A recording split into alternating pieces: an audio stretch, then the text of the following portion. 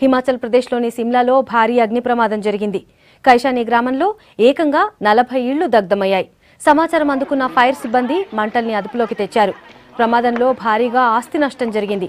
దీంతో కేసు నమోదు చేసిన పోలీసులు విచారణ చేపట్టారు. అయితే ప్రమాదానికి కారణాలు మాత్రం తెలియలేదు.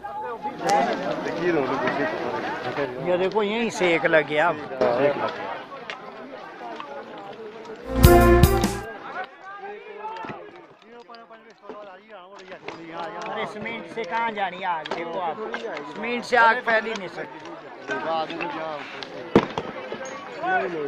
अगर ये जल्दी खड़ी